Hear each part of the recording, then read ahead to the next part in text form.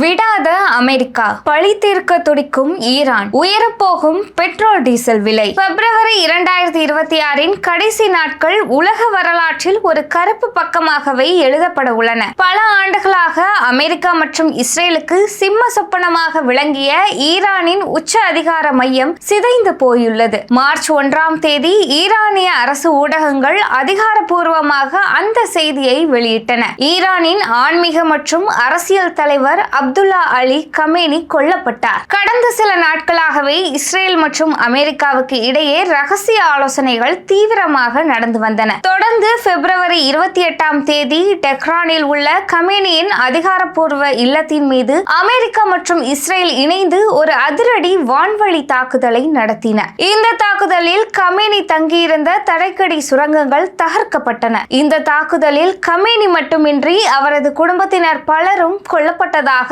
தகவல் தெரிவிக்கின்றன. கமேனியின் மகள், மருமகன் மற்றும் பேரக்குழந்தை ஒருவர் இந்த தாக்குதலில் உயிரிழந்துள்ளனர். ஈரானின் தேசிய பாதுகாப்பு கவுன்சில் செயலாளர் அலி சம்கானி உட்பட பல உயர்மட்ட தலைவர்கள் இந்த தாக்குதலில் பலியானதாக கூறப்படுகிறது. அமெரிக்க அதிபர் டொனால்ட் ட்ரம்ப் மற்றும் இஸ்ரேல் பிரதமர் நெதன்யாகு ஆகியோர் இந்த தாக்குதலை ஒரு தற்காப்பு நடவடிக்கை என நியாயப்படுத்துகிறார்கள். ஈரானின் அணுசக்தி திட்டங்கள் உலகிற்கு அச்சுறுத்தலாக இருந்ததாகவும் அதை தடுக்கவே இந்த முன்கூட்டிய தாக்குதல் நடத்தப்பட்டதாகவும் அவர்கள் கூறுகிறார்கள். இந்த சம்பவம் வெறும் மத்திய கிழக்கு நாடுகளுக்கிடையிலான மோதல் மட்டுமல்ல, இது உலக போர் 3க்கான அஸ்திவாரமாக பார்க்கப்படுகிறது. தொடர்ந்து அமெரிக்காவின் இந்த செயலை ரஷ்யாவும் சீனாவும் கடுமையாக கண்டித்துள்ளன.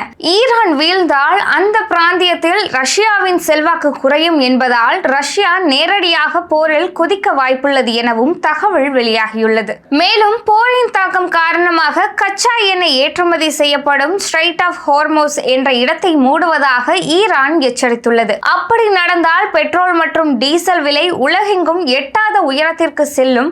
இது இந்தியாவை போன்ற வளரும் நாடுகளை பெரிய அளவில் பாதிக்கும் என நிபுணர்கள் சொல்லிட்டு வராங்க. தொடர்ந்து பஹ்ரைன், எகிப்து, ஈரான், ஈராக், இஸ்ரேல், காசா, குவைத் உள்ளிட்ட 14 நாடுகளில் இருந்து அமெரிக்கர்கள் வெளியேற அந்நாட்டு அரசு உத்தரவிட்டிருக்காங்க. இஸ்ரேல் ஈரான் போர் தீவிரமடைந்து வருவதால் கிடைக்கும் போக்குவரத்தை பயன்படுத்தி அமெரிக்கர்கள் உடனடியாக வெளியேறுமாறு அறிவுறுத்தியிருக்காங்க. தொடர்ந்து போர் குறித்து பேசிய இஸ்ரேல் ராணுவம் மேற்கு கரை மீது ஈரான் ஏவிய ஏவுகணைகளை இடைமறித்து தாக்கி அழித்து வருவதாகவும் ஈரானின் அத்துமீறல்களுக்கு முடிவு கட்டப்படும் நாள் வெகு தொலைவில் இல்லை எனவும் தெரிவிச்சிருக்காங்க.